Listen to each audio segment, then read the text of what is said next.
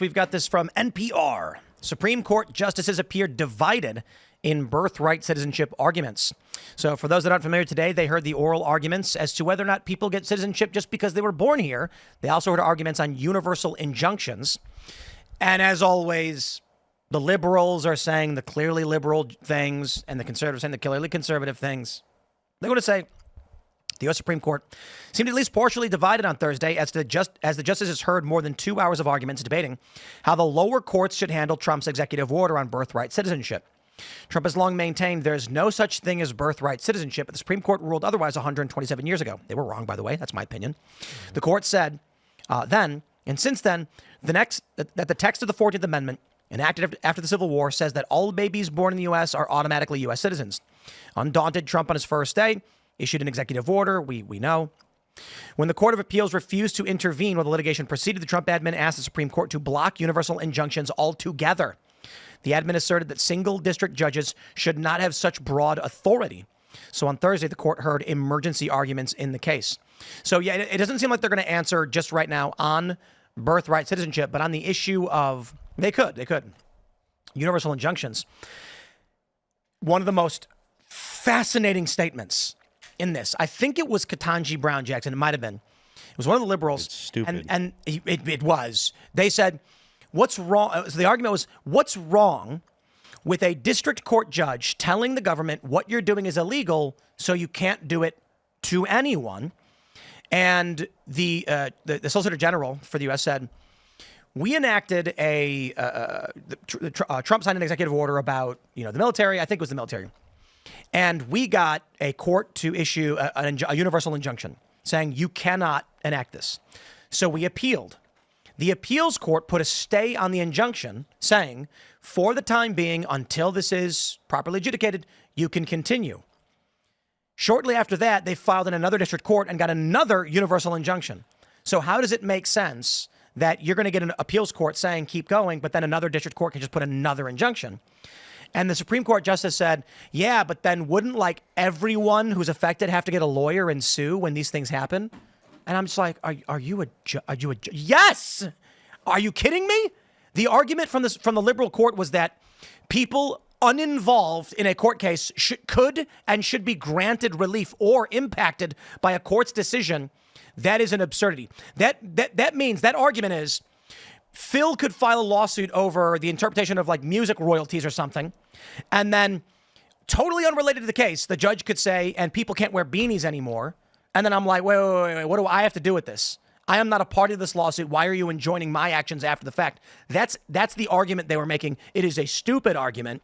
And sometimes I wonder how these people are justices. Well, there are special interest groups. Like, for instance, there is the short barrel rifle or pistol dispute that's going to be going up to the Supreme Court. I'm not sure if they're going to actually hear it, but I think they're trying to get it in front of the Supreme Court. But either way, not every person in the country needs relief by the injunction, right? It's the people that own these guns. So the special interest groups like the Gun Owners of America, or FPC, Firearms Policy Coalition, or whatever, these groups can go to the court and say, we need an injunction for our members. That's not a blanket. That's right. That's not a blanket for the whole country, but it is for the specific people that will be affected. And the way that it goes now is it's just an injunction for the whole country, and that shouldn't be. And this is something that Kagan has spoke on recently, or not recently, but in the past.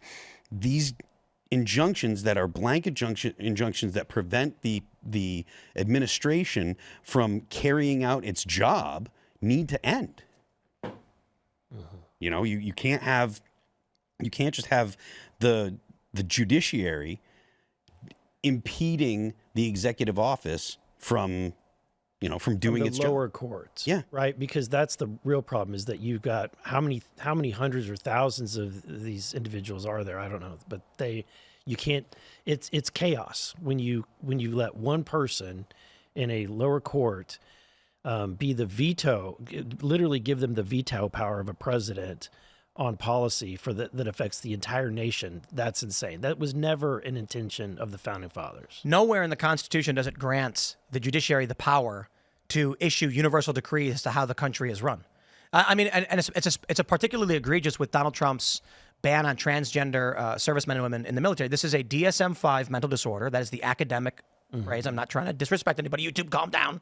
Rumbles, chill. But there are over 40 different categories that will get you disqualified or disqualify from enlistment. And Trump just added another one to it, only for exhibiting symptoms. And a lower court district judge said, no, you must bring in anyone who enlists because, quote, all means all. This meant at least temporarily, schizophrenic, bipolar individuals are now entitled to enlist in the military, and Trump can't say no. He's the commander-in-chief. It's an absurdity that you basically have in these universal injunctions ruled by decree of the judiciary. They can literally just, we hereby say the government can no longer arrest people for smoking pot and just decree that marijuana is not illegal anymore. That's an insanity. So I don't know if they're, according to NPR, it looks like even the conservatives weren't convinced by the Solicitor General's arguments, but I guess we'll see. The other context, of course, is birthright citizenship. I'm curious what you guys think. Do you believe that people should be granted automatic citizenship just for being born here? No, I don't think the Constitution says that. I think it's pretty clear that that the president has and Congress have the authority over this topic to define it and to determine, naturalization. I don't think, and nowhere in there does it say that that anybody born here has U.S. citizenship. Well, the 14th Amendment says all persons born or naturalized in the United States and subject to the jurisdiction thereof are citizens of the United States and of the state wherein they reside. That's the letter of the law, not the spirit of the law. And it definitely wasn't intended to mean anyone who flies over the border at the last minute while crowning is about to give birth to a U.S. citizen. That is not the way it was intended at all. Indeed, the intention of the 14th Amendment was to say, hey, guys, stop the Civil War stuff. It's over. We win. Now, how do we remedy this slavery thing? I got it. If you were born here, Right.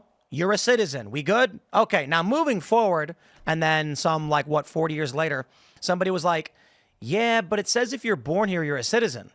And then they were like, no, that meant then. That meant like after the war. And they're like, nah, we think it means forever. Well, and then a judge said yes. We have a unique problem now that they didn't have back then, and that is that we have thousands and thousands of people streaming over the border, as you said, pregnant, to have babies here, to anchor themselves and their families in the United States.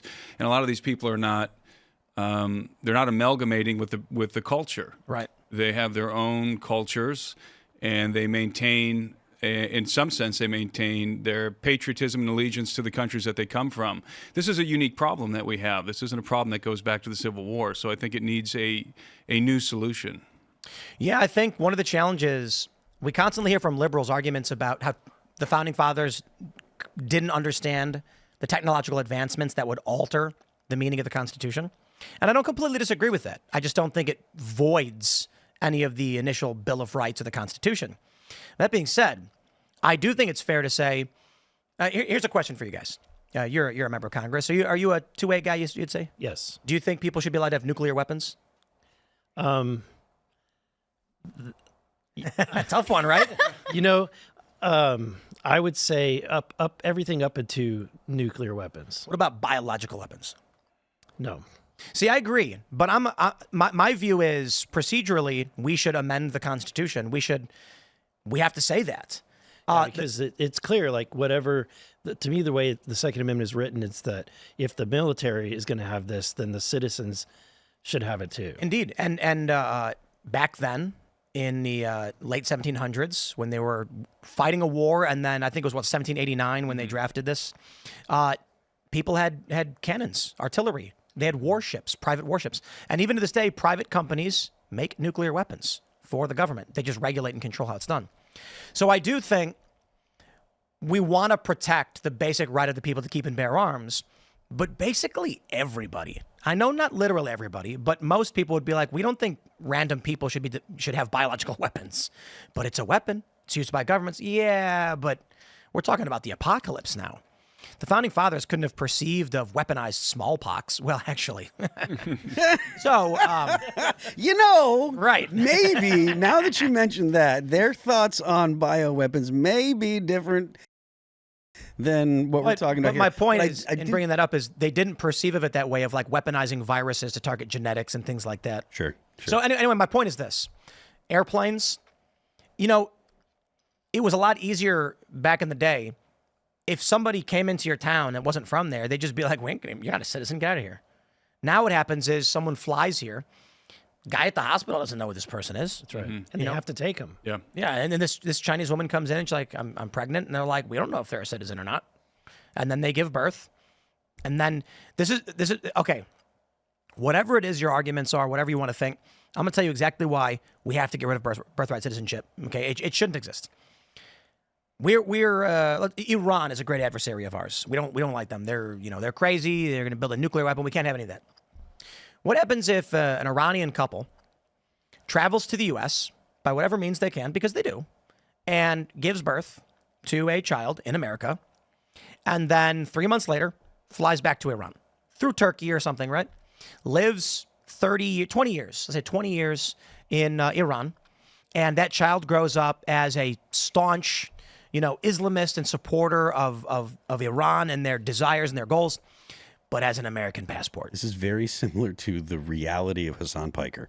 And then the Iranian 20-year-old who barely speaks English moves to the United States, an American citizen, born in America, allegiant to Iran, and then goes to university, learns a language, and then runs for president.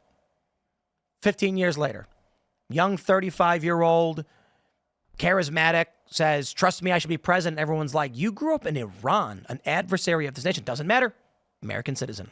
I mean, that's an absurdity. The founding fathers would say, no. What do you mean? Imagine going to like Thomas Jefferson and saying, you know that song you guys have about the shores of Tripoli? What if those people came here and had kids and then ran for president? He'd be like, yeah, what? No. What are you talking about? And that's where we are today. Yeah. And then you add on top of that we're now a nation, we're a welfare state. Right? Oh, yeah. So for every person, back in the founding fathers, every person born was not a walking liability, financial liability. Yep. Every child born in America that is a U.S. citizen is hundreds and hundreds of thousands of dollars in costs, just in education costs alone to the U.S. taxpayers. If God forbid they get sick and they go to the hospital, we're paying for their Medicaid, right? And so, and the costs go on. And so that's why, and you can't have a nation that has such a generous welfare system and have open borders and allow this to happen. I will just clarify, because the Marines hymn is from 1867. So Thomas Jefferson, of course, would not have known about it. But he did know about the shores of Tripoli, so he certainly would have been like, yeah, no. But I do think it is kind of funny, in fact, that a lot of the illegal immigrants are from the halls of Montezuma, Yeah. I mean, I guess technically many from the shores of Tripoli as well. possibly. But never mind. I had a point, but I lost it. I was too busy making a point about the founding fathers being at war with Barbary pirates and not wanting them to come here. Yeah, I mean, we've been doing the whole policing the seas for a long time, haven't we? Trump still wants to do it. That's like his whole thing. The U.S. still does make the seas safe for international trade, for at least for most of the world, And personally, I think that's a totally legitimate use for the Navy, and it's a big part of why the U.S. is still the indispensable nation. Thanks for checking out this clip from Timcast IRL. Make sure to watch the show live Monday through Friday at 8 p.m. Subscribe to this channel, and we will see you all there.